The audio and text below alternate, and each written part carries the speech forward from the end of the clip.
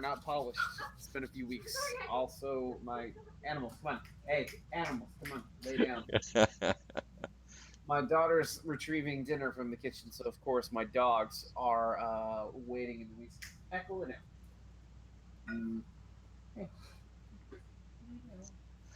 Podcasting gold. I don't know, right? Dan will have plenty to work with here. All right. Hello and welcome once again to another episode of the Scrumcast over at handcannononline.com, where trolls may be on fire, but trolls can also put the fire out. Now, I'm going to steal this because with me, as always, is Fraser Belfort, Deathhead Dice, on all things social media, replacing the Great Blah. Never replacing, just sort of stepping in temporarily. I don't know. You're almost to the level of Rock of the Podcast that Frank was. Like, Oh no, no pressure there now. So, Fraser, we've got a great podcast this week. Sadly, we're short Dallas. Danny's likely listening in and just cringing in horror at all of our mistakes that we're going to make during this podcast. And so this week, we're going to go ahead and talk about a few of the special things that are going on around the game right now. But first, we're going to jump into the no quarter spoilers. So it turns out that during one of the battle reports on no quarter, they sort of reverse engineered some of the tier benefits that we've seen for the trolls going forward. So, Fraser, why don't you go ahead and fill us in on what the minds of our faction have figured out for us? Yeah, so what we know so far is if you take an in faction, you get a +2-inch deployment, so that's always nice to have. Warrior models are granted takedown, which we'll touch on that a little bit later. And also for every 20 points of long riders, champs, or warders, you get a free command attachment or a medium-based solo. And the list that they provided, they put together a Horgle list. And what they were able to take was they took Scaldy Bonehammer free due to the theme forest, and they're also able to take a champion hero free because of the theme forest. So that's what, 8 points? They're 4 points each, aren't they? Yes, they are. Yeah, so there's 8 free points. We always like free points. And I mean, the biggest thing I sort of like is on this one right now is I mean, the +2 deployment's nice, but takedown. I mean, if you got any tough armies you're going up against, having takedowns would be great. Especially in a melee heavy one, with a melee heavy list, where you're bringing champs and fen blades and all those guys. Just imagine the look of terror as you're 2 inches closer and you're running running closer to them or faster to them. Well, then it could be worse. Like, so double fen blades is bad enough, but now, especially with the Horgle being a thing, double Kriel warriors is going to be, God, terrible to try and deal with. Like, so he protects all of those in his bubble, and then once your opponent has either tried to scalpel out or deal with your UA for the Kriel warriors, everything there's God, everything's so steady. And you just look at the high armor, you look at the bubble, you look at the reach you have on the board. You can literally cover all 24-inch that Kriel warrior unit and not have a gap that somebody can run through. Oh wow! Yeah. So there's not a lot of ways to get beyond the 24 bodies that you can put on the table before you start paying for cabers, which are a little too expensive for my taste these days.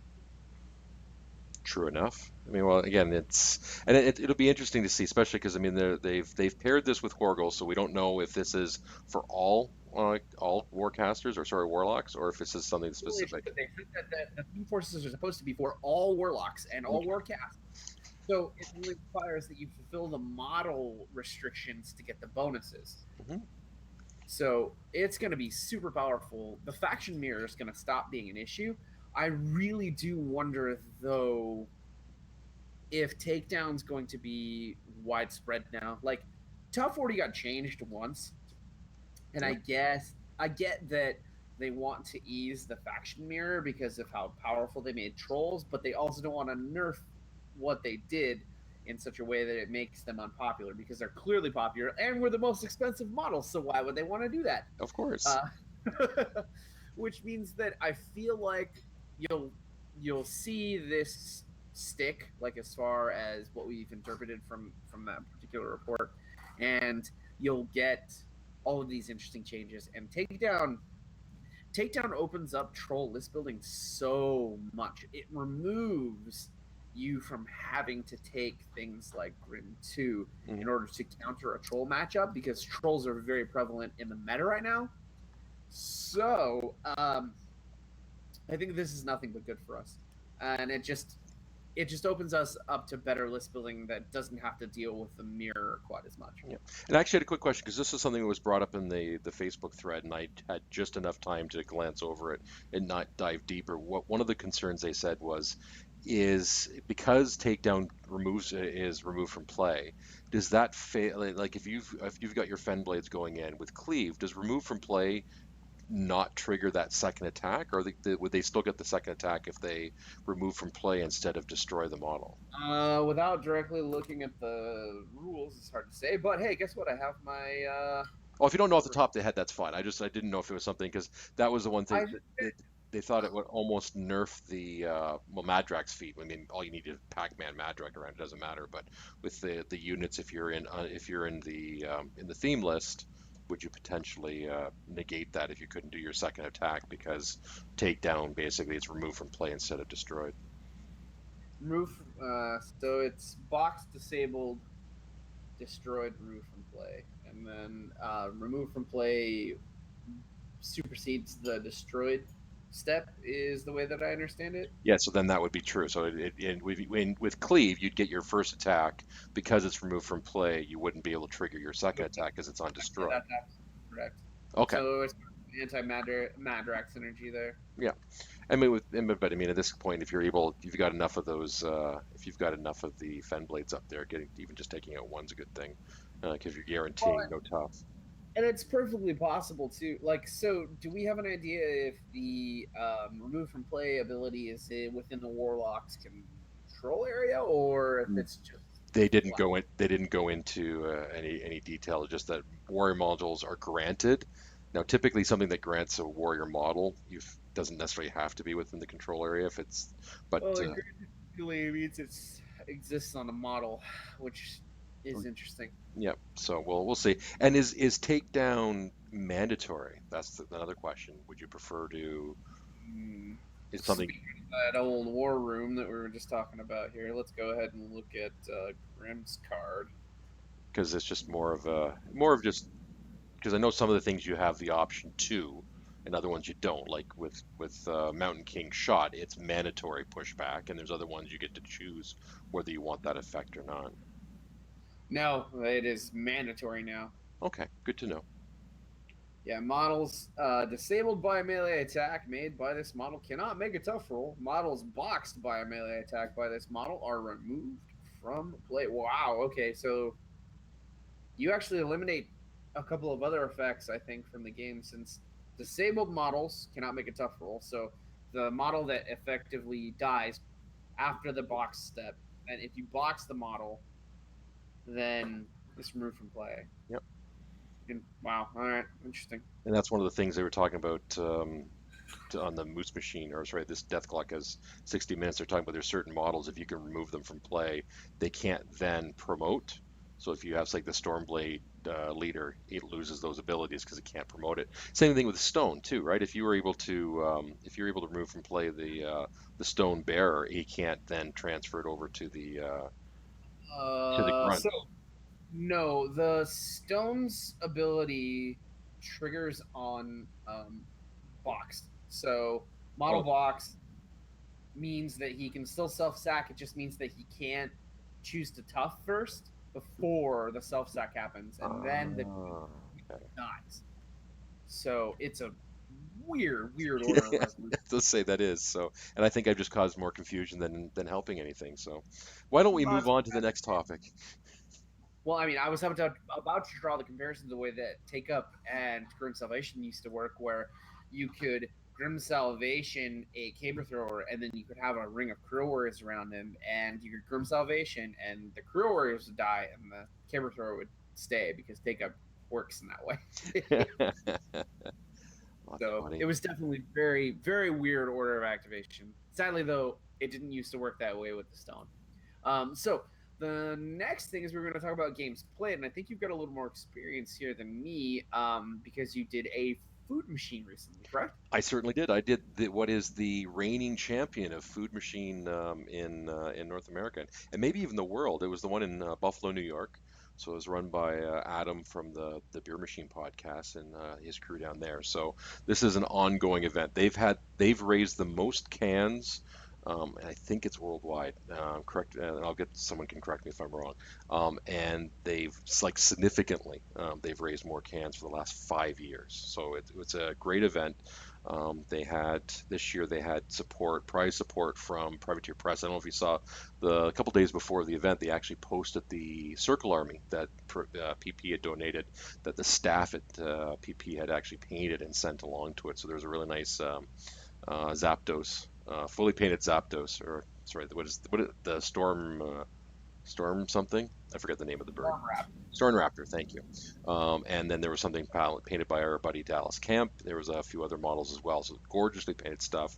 Our friend Aaron, the Dream Maker, had donated the Pillars of Halak, the Scorn weapons that were which I know that someone close to me has won. Yeah, I heard someone who wasn't necessarily worthy was able to Oh man, come on. Yeah, so I'm only holding one because I'm still trying to build my upper arm strength, but it's oh good. yeah. So I went down primarily because I went down for a couple reasons. One, Rich from Beer Machine was kind enough to visit my Battle for Breath event, and I told him when he was there that I'd come down to Beer Machine. So I wanted to make that commitment. The other thing I wanted to do is because I've been able to hold on to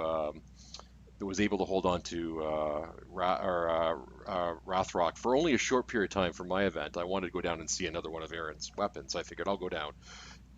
And I put my tickets in this and like two other things, and most of my tickets went into the Pillars of Halak. And so I was rather surprised and very, very happy when I found that I actually won the Pillars of Halak. So I've posted them on Facebook a couple times, but they are gorgeous. They are 8 pounds each, but they feel a lot heavier than that.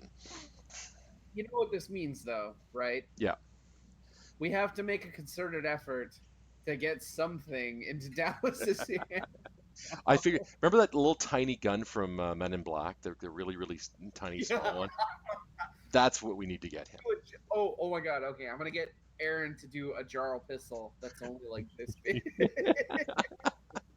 Oh, so yeah. Aaron was joking that he's slowly arming all the Scrumcast hosts with weapons. But getting back to the event itself, it was 3 rounds. They used the food machine packet, so it's a whole bunch of cheats. You buy your cheats by donating cans or cash, which equals cans. So my list is I took pretty much my Horgle list. With the exception is I thought, not Horgle, sorry, my Madrak 2 list, because, well, Madrak 2 is almost cheating by itself. Things I did is I had a Mauler in there, so I gave him a 2-inch reach, which cost me like 5 cans. I figured that was well worth it. And the other cheat I brought is I really wanted to bring Rune, primarily because I picked it up for my son and I had the model. And I'm thinking Rune on feet turn would be fun as well. So I brought Rune. Then someone pointed out, well, you can't use a Warlock to give focus to a Warjack. So I said, I'll bring a Junior. So I brought the Khador Junior. And so he was able to run Rune along, and so I've had some fun with that. And I actually had a few people said, well, how could you play that? And so apparently I cheated really well because a lot of people didn't realize they could bring a Jack in a Hordes faction that way. So it was, in the end, I went 1-3. My first game was against Chris, who was a Signar player. He brought Jake's 2, or is it Jake's 2? I think it was Jake's 2, and he had the Disco Jack the Thunderhead and a few other ones, or the DJ Jack. That's it. The one. Hey, Thunderhead, baby. Yeah, there we go. So it was a good game. It was a grindy game, and he actually wound up clocking himself. He was taking a little bit too much time. I didn't have a lot left on the table, but I was able to hold back. I didn't get a lane with Madrak to chew through anything because he was mostly Jacks. Not a lot of troops or a lot of stuff I could get myself through. So, but he wound up clocking himself. So I went one round one.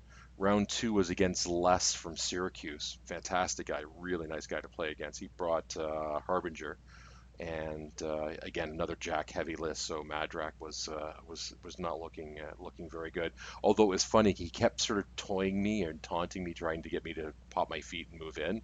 And I kept looking. I said, "There's no way he left that lane for me, other than to trap me for something." So he had. I was able to work through. I wound up clocking myself because I spent too much time trying to figure if I had a path in, and then realized it didn't. But a really fun and enjoyable game. And then the third game I played was against another troll player. Actually, he played against Horgle2, and it's actually his list that I played last, and it just completely didn't quite table me, but it was very close. He got a lot of good shots with double bombers. He just set everything on fire. It's the one time I said, no, no, no, I don't need the Elder and the Stone. I'm not going to come up against any fire. And then, it would have been a Oh, much God, why? Oh, it would have been a much different game if I'd bothered to bring the Elder, but no. God. Okay, if you're a troll player and you're listening, bring a fucking elder for like 3 months. Just expect you're gonna see Horgle. Yep, He's absolutely. good. He's beautiful, and everybody loves this. And he was inexpensive, to be perfectly honest, for what you got in the box. So, Yep. for those who don't know, with the Horgle, oh no, where did I lose it to? There it is. There it is. Okay, you. In addition to the Horgle, you got the nice collector's edition box. You got this baby here.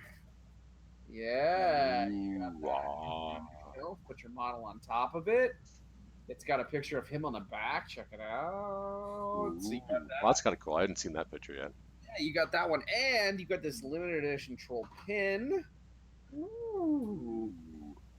I don't know what that rune means. We'll find out though. And of course, as we discussed, you get Horgle himself, Mr. Flames. Freaking awesome. Looks so good. So huge. So, I mean, there's so much to this, and I think I paid $30 or whatever it was for this. I cannot be happier with my purchase. Yeah, and actually for those, this is very timely. So depending how soon Danny gets this edited, Horgle's back for Black Friday, so it's on sale. Nice. So it's Wow, now. that's So excellent. I missed it on the War Machine weekend. I'm actually, as soon as I'm done this podcast, I'm ordering mine, so I don't get chastised for proxying Horgle 1 and my Horgle 2 games. I've already seen a lot of conversions on the internet. I don't know that you can do it justice. This model, for those of you who are buying this model, fear not. It is absolutely gorgeous. The plastic has very few mold lines, the metal even less. The only complaint though is that this piece, this piece are metal. This piece in the center is resin, so he's heavy on both ends. So pin him on both ends and buy a metal base. Yep. Do yourself a favor, buy a metal base, because otherwise he's just gonna fall over and break And I every time. and I've seen that against every time I've played him. He kept falling over. So I just assembling him, I broke him twice, and I got so pissed off that I pinned him. And part of this process was me priming the model, Mhm. getting it inside, and then slipping on my stairs, dropping it in like less than a foot, wet primer onto my carpet, and him Ooh. breaking. And I was just livid. I was so pissed off. And so I put him back together, pulled all of the animal hair off of him that got stuck to the primer, and now he's pinned on both arms. And I've also weighted him slightly towards the backside and then used a very small piece of cork on the underside here to Ah, nice. give him a little prop on the front end. I mean, I'll lose a little bit on measurements, but for fuck's sake, I don't want my model to fall over the whole time. So that's where I'm at on Horgle. And God, that model's just gorgeous, and I cannot wait to put him on the table. Oh, so you have it. Yeah, see, I think I've had 4 games of them so far, and so I've had 3 relatively good games and then 1 horrible game. So, Now, were these ones you were talking about in Food Machine, or do you got some home machine no, stuff? I got some home machine games in, and actually, I think all of them are home machine games. So that seems to be the only thing other than tournaments that I play these days. So you can watch my horrible game, and it was horrible. It was atrocious. It was me against Signar.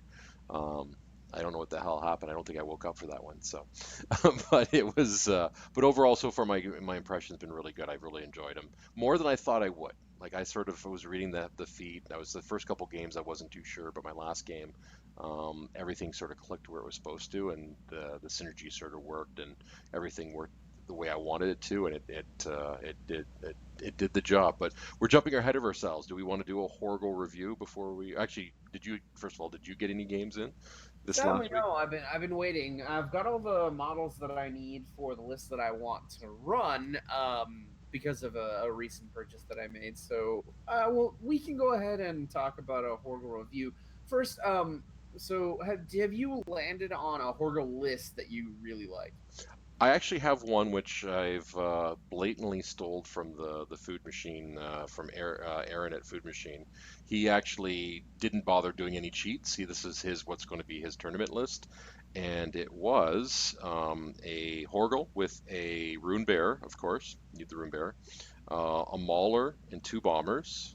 He had 2 units of Fire Eaters, a unit of Champs with Scaldy, a Chronicler, and I believe there was a Gobber Chef just to fill in the last point. I'm doing that off the top of my head, so I could be wrong. Let me just double check. But I believe that was everything. Privateer Press, please, for the love of God, can we get a better 1 point Gobber Chef? For fuck's sake, can we do this, please? I need something in faction. Yep. I will pay 1 point for 2 whelps. Give me that option. Let me do it. Like, please. Agreed. So, but yes, that's my list. So, sort of the justification, you need the Runebearer so you can throw out extra of consuming flames, so you can get a couple consuming flame shots out, or at least 1 for free using the spell slave.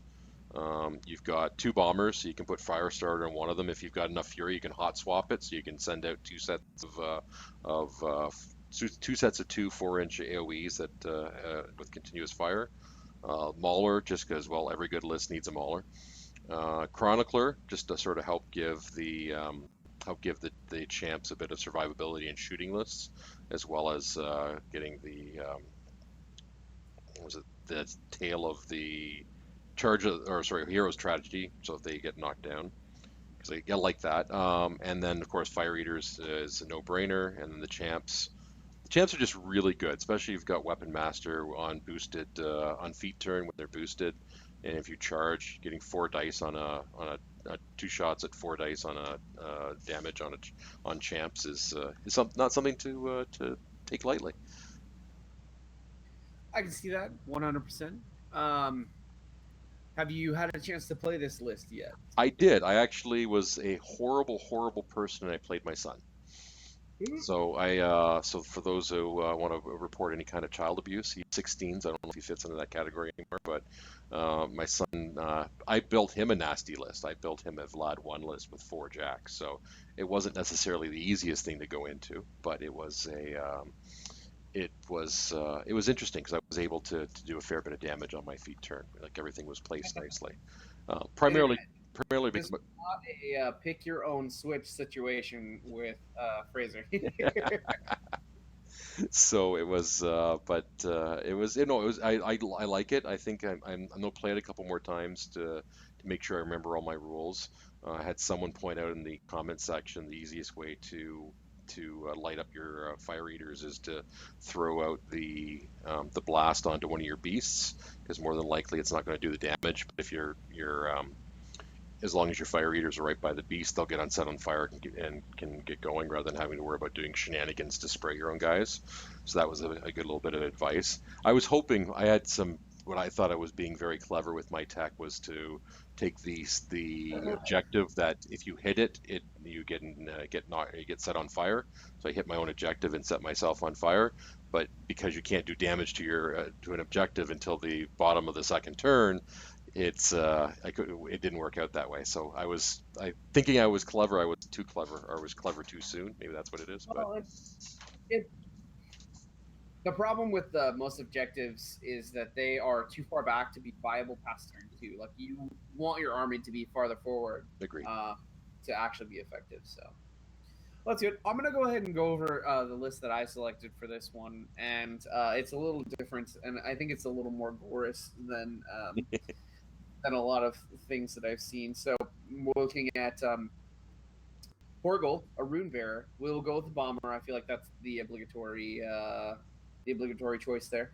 Dozer and Smigg, a Pyre Troll. Then we go with Fellcaller, double Fire Eaters, minimum Stone with no Elder, because I don't want my own fire going out.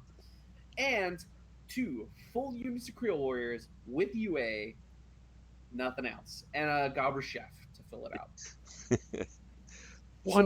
Just 1 point model. That's all we want. The only 1 point model. I need better 1 point models. So this list is, I am going to get in your face, and then once you're done chewing on my Kriel Warriors, I'm going to feat and kill the only things that can kill my Battlegroup and my Warlock, and then I'm going to kill you, or I will have one on scenario because you can't kill 2 units of Fire Eaters and 2 units of Kriel Warriors. It's going to be fast enough because Kriel can just run straight up. I've still got a Fellcaller. The fucking Fire Eaters are just firing down the road. So if I get early shots up the board, that means that I've just got more targets for feat turn if they stay on fire. Not only that, I mean, Fire Eaters are hard to deal with overall. It's really hard to just be like, all right, I shouldn't devote points to this like ridiculously low point cost unit. But the reality is that if you don't, they'll just kill twice their points, and it'll be bad for you. So this is the definition of a Trollblood 2-wave list, right? You've got the fast alpha striking Fire Eaters who don't care if all they get to do is light 4 models on fire with their first assault charges, and then get charged into, because they might just not die because they're on fire and they can't be knocked down, and they tough, and they're like, well, good job, buddy. And then you've got your Kriel Warriors who are roughly 6 inches behind them, who will then run, eat the charge, and if you go first, I think you're only 2 inches outside of all of the zones, which means that you are in prime place to feat, kill everything on the front line, move the remainder of your Kriel Warriors forward, and then basically dominate the zone and basically all of the deployment. I mean, I discussed it earlier with Kriel Warriors. You can literally blanket the table with almost 0 downside. Horgle just protects all of the squishier parts of your brick there. And then you've got 3 very potent ranged elements with Dozer and Smigg, who can solo snipe if you need, because you have the boostable mechanic. And if they're on fire, it's like, well, whatever that is, it's dead. Like, you can't keep it from not dying at that point. The Bomber, who basically lights up all of your highlighted targets. And then the Pyre Troll, who could just do it for you if you happen to not need it. Also, fire kills things, if people didn't remember that particular key. Like, lighting a Warcaster on fire is really, really bad. Still a thing, that's for sure. And so I wanted to have a board presence and a range presence. And I feel like Horgle he's in a place where he can just basically make sure that his battle group doesn't die, his infantry doesn't die, and he can just throw ranged down on the field while people try and chew on 24 Kriel Warriors, which sounds awful. Oh yeah, I would not want to be on the receiving end of that end. That sounds awful. So unless you have takedown, which, well, some people will now because of the troll mirror, it'll be kind of bad if that's the case. But it's still trying to deal with 24 armor, 17 Kriel Warriors. Like, even if you just did this with your Kriels, trying to kill that is a nightmare. Especially Like, if you fit it in under the stone as well. exactly. If you can get all of that under the stone, like trying to kill armor 17 consistently, blast damage doesn't do it. The only things that do it are high explosive. So, it seems pretty terrible to me. Well, it depends on which side you want to be on, right? I think for us, it's fantastic. I agree. 100%. And, All right, and so go ahead. I was gonna say, and I've actually played because we talked about with Mike, who's been on the cast a few times, and I actually borrowed his list for one of my first ones, and it was an Earthborn, the Mauler, Dozer, and Smigg, which I really liked as well. And we had the full unit of Kriel warriors, and it was they just take up so much space, and it's hard to even with just a single unit. If you place them right, it just blocks so many lanes. They can't be knocked down with solid ground. You've got, was it Invulnerable Resolve up there? So you've got the +2 armor as well. And can't be moved around. So fantastic answer to Legion with Hellmouths as well. Just 'cause I know there's a lot of people that are having trouble with those. Those models, they're pretty silly against Troll. Yeah. So, but no, I think the Kriel Warriors, and they found a way for us to buy Kriel Warriors. Because I don't think anyone's bought any of those for any of Mark III so far. No. And the thing is that the unit that I bought, second metal unit, baby. Nice. I got 2 metal units of Kriel Warriors. I wanted the new ones, but continuity. Yeah. All right, so since we've gushed a little bit about Horgle, I'm gonna go to the bathroom. Danny can edit this out, and we can continue with some more Horgle talk and sort of give an overall review. Okay, and I'll entertain the people who are on the live chat. Give them about 10 seconds.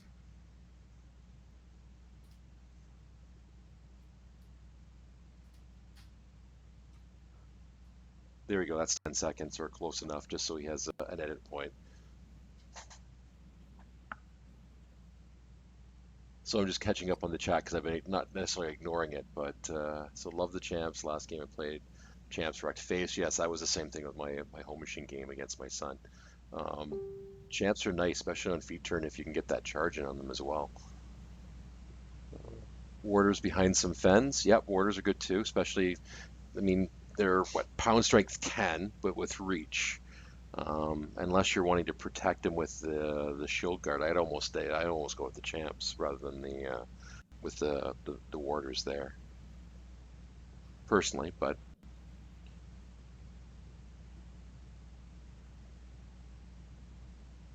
apparently I'm not chatting enough.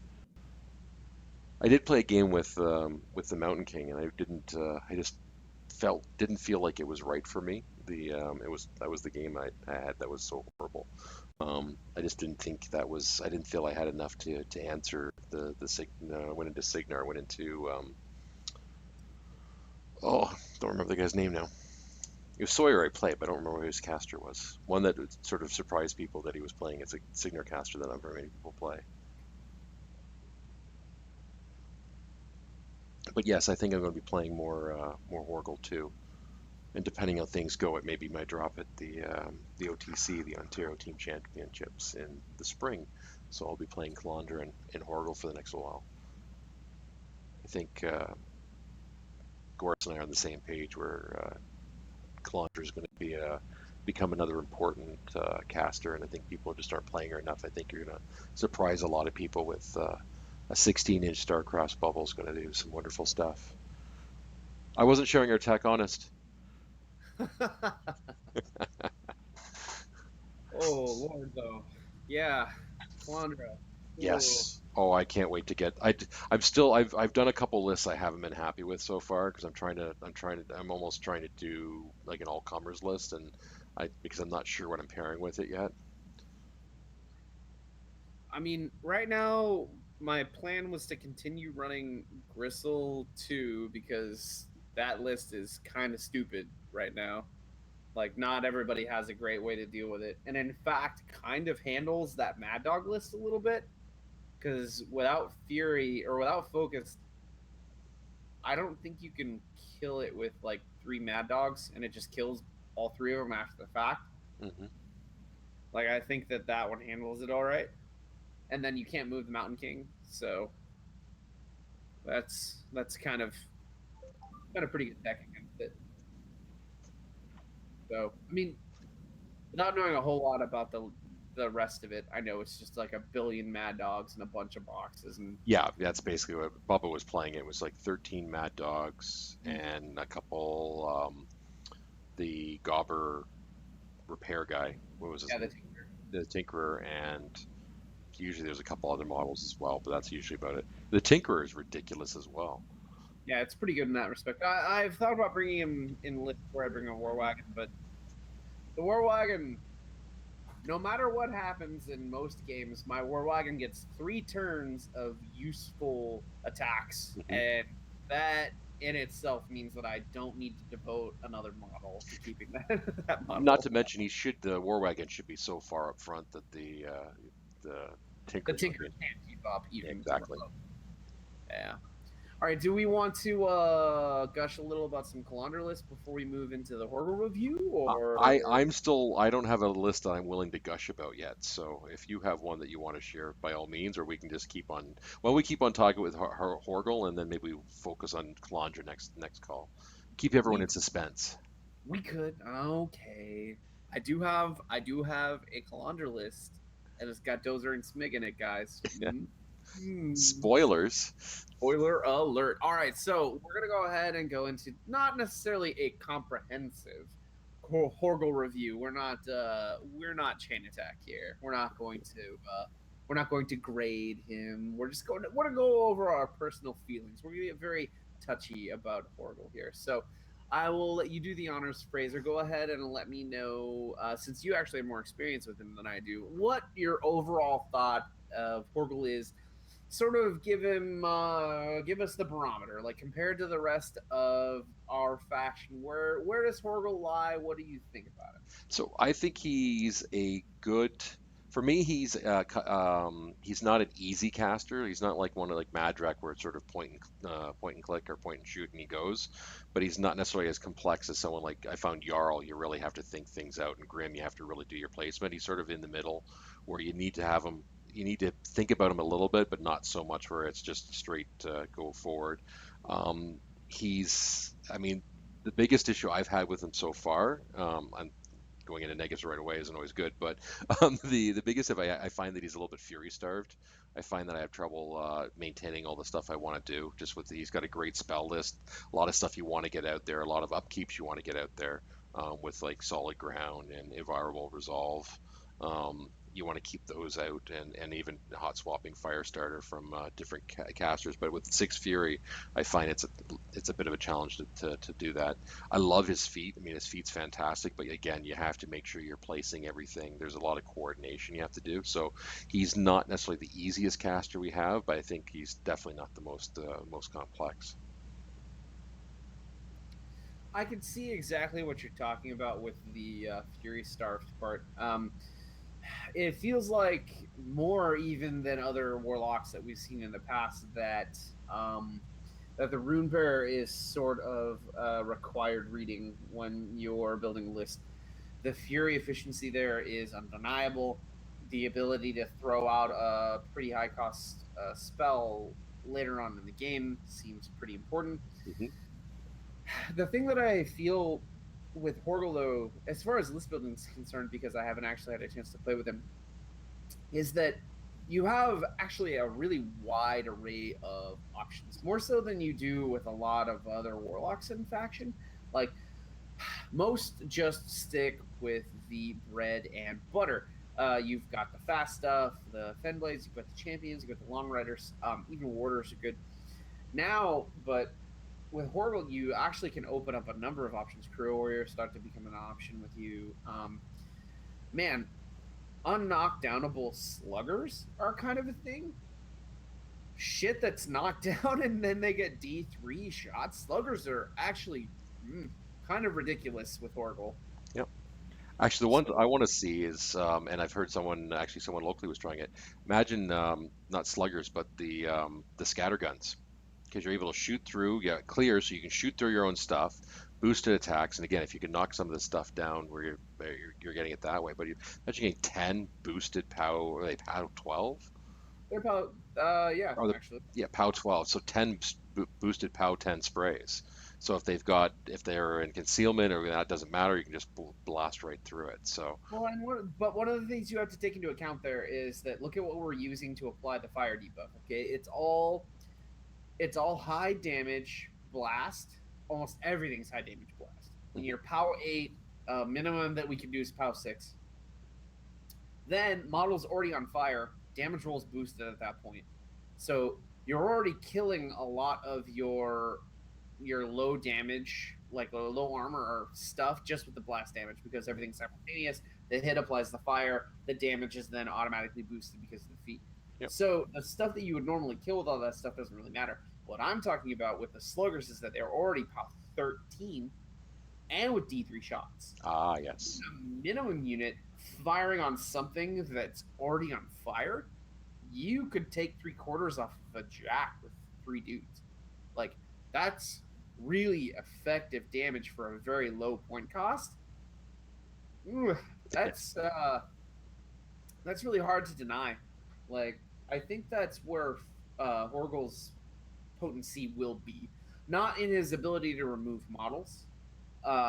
And this actually might be a case for Fenblades over Cruel Warriors with him, because if they can remove the low damage models and then allow you to focus on the high hitbox or high armor models with more priority targets. But with putting damage down on big models for less points, and that is undeniable value when you can devote very few points to killing a very high point model.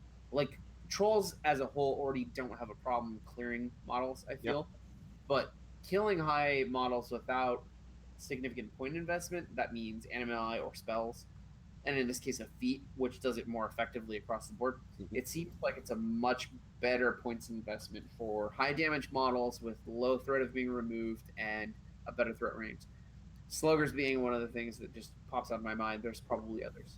My only issue with sluggers, and with any of the game the mechanics where it's a random number of shots, that always, because I mean, average says you're going to get 2, but at the same point, it's when it's critical, you're going to roll a 1, so you're only getting 3 shots out of that unit. So you're not guaranteed that work. Where if you bring something like if you can get 3 or 4 of the scattergunners in, and you've got clear, so it doesn't matter if you tag any of your own guys, or none of them are getting hurt. You can do comparable damage, and that's guaranteed damage, not necessarily that random piece.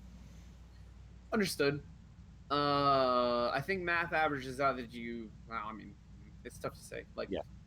Well, I've stopped listening to averages since I was following when the Blue Jays were in the playoffs. They looked at the averages on who should win the Cleveland Toronto series, and Toronto was favored significantly. So I'm still sore with odds and percentages because they have failed me in the recently. So sounds a little like Trump Clinton. Yeah, no, I wasn't gonna go there. I was trying to avoid that. I wasn't gonna bring that point. Too soon. Yeah, way too soon. All right. So I still think, though, that sluggers are probably more effective when trying to clear models and not trying to clear models, but kill big models, and then vice versa. I can see that. And again, that's sort of where your army composition starts to tilt one way or the other. Where, like, think about it you could use Cruel Warriors and Scattergunners together to clear mass infantry, and you have lots of bodies and lots of targets and lots of open avenues. Yep. And then you could use Fenblades to clear avenues and give you good sight lines for your really high damaging slugger unit. Think about a full unit of sluggers just like taking a heavy and a half off the table under feat turn. Oh yeah. How devastating is that? Like, that swings battle really hard.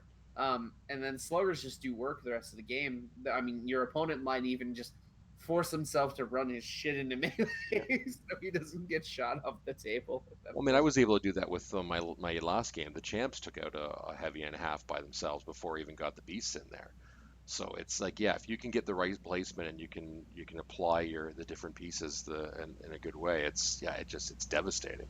It's been a challenge at times lining everything up the way you need it to get the value. I find I've been holding back on my feet turn thinking, oh, well, I get what I want out of it. No, I'm holding off a turn, and that's the one thing you have to be careful of is you sort of have to realize when you have to commit. There's a couple of games I should have committed a turn before, but because I was getting greedy for what I wanted as opposed to taking advantage and doing a better piece trade, and would have been up in the end.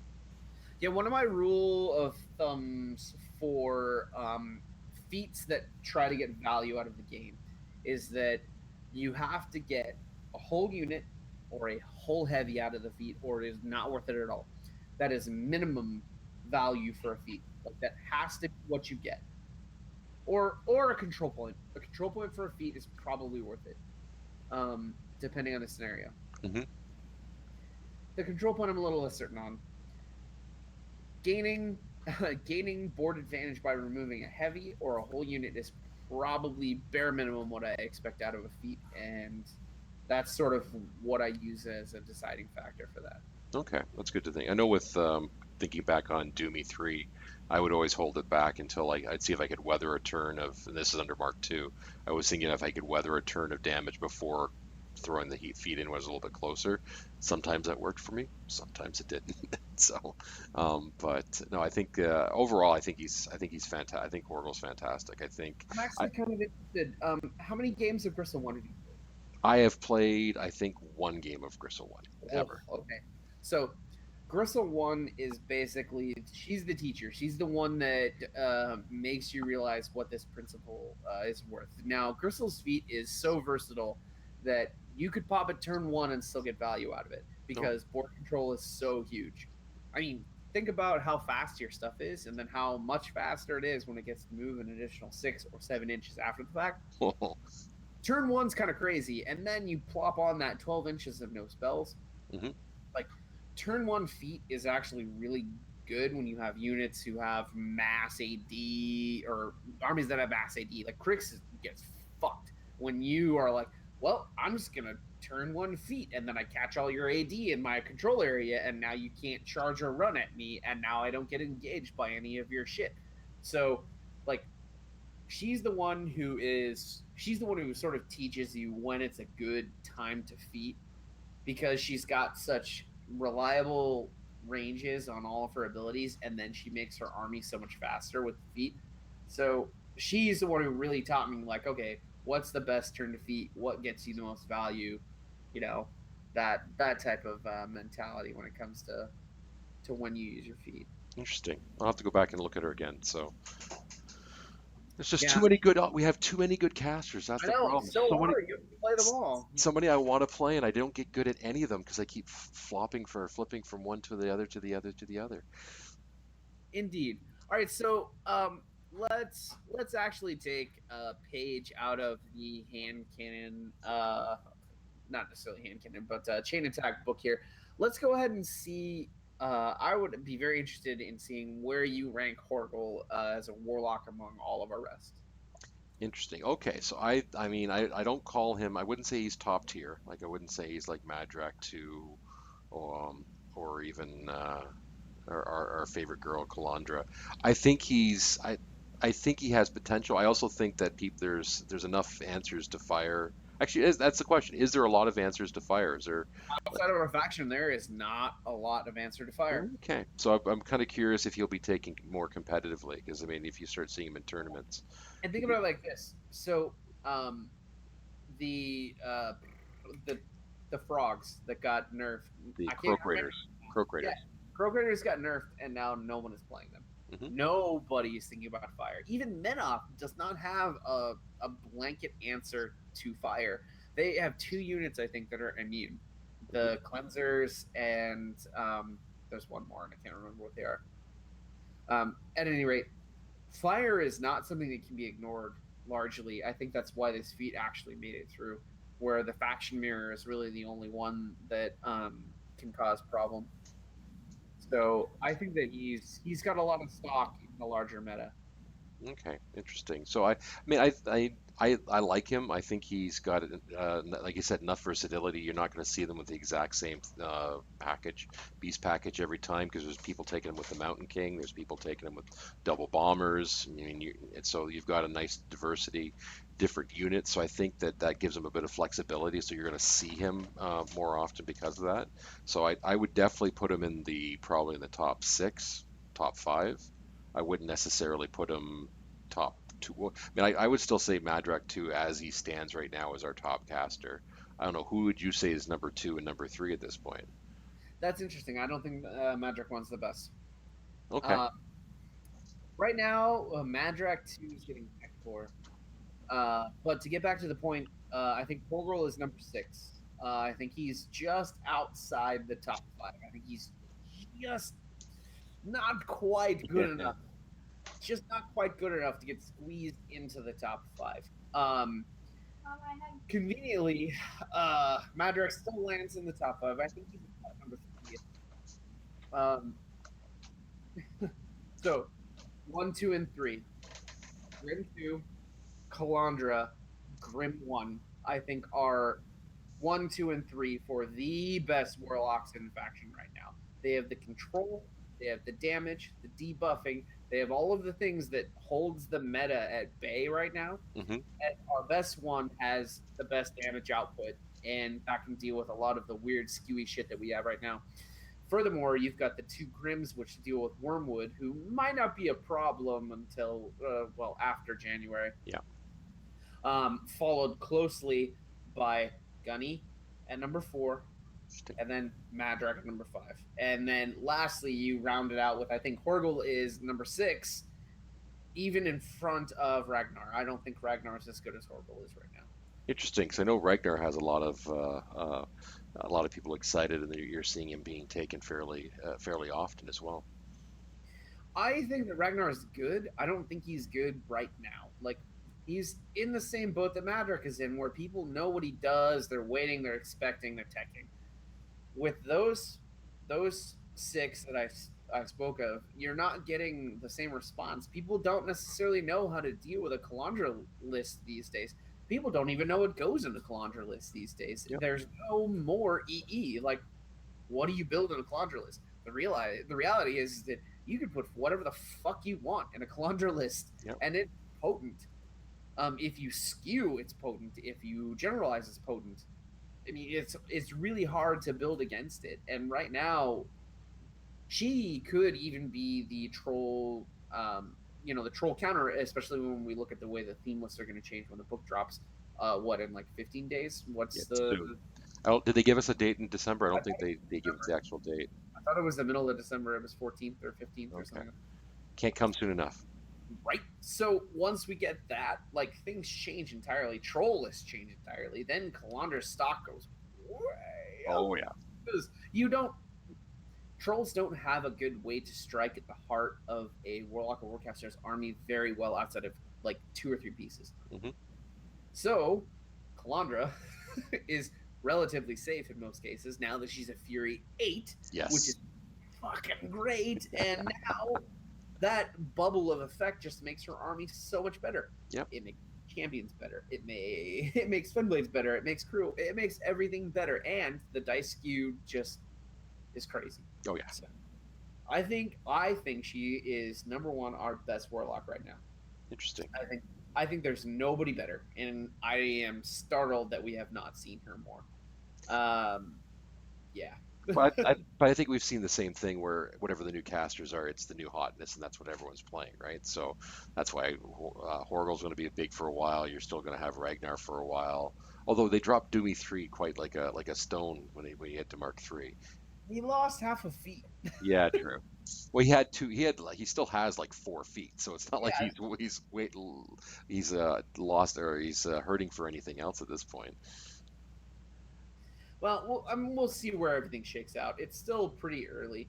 Like, you weren't there in the early days of Mark II. There was not a lot of very strict list diversity in the beginning of that particular revision. So it'll take a little while, but I feel like we're going to see some more stuff here. Like, I think season is going to be the most exciting we've seen in a while because A, we have tier lists, and B, people are finally starting to explore. Yep.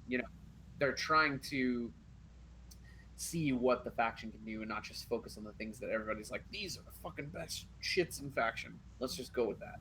Well, I mean, we're even seeing, I mean, at least locally, I'm seeing people bring in Highwaymen, and I've seen Highwaymen brought with Horgle. I mean, it's on feet turn, you can get some shot 2 times. I mean, they're only POW 10 shots, but you can get 20 shots in there. Or you CMR as CMA at, or no CMR the shots. You can get some pretty good shots in there as well, right? So it's it's nice to see people diversifying and again, not just sticking to the same stuff time and time again. Yep, I agree. Well, I think that we have probably prattled on for just long enough. I think we're sitting right about an hour at this point.